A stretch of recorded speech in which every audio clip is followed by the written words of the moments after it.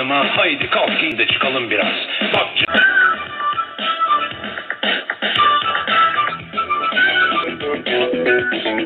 bak evladım, buna ayı derler. Ormandan inip şehre gelirler. Bir ağırdır, hantaldır ama armudun iyisini ayılar yerler. Evet babacığım, ona ayı derler. Ayılar bizleri çok severler. Ağır mı?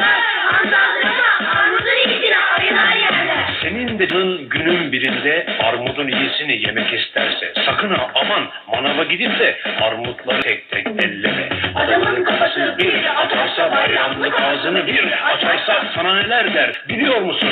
Mahalle duyar, rezil olursun. Hadi bakayım.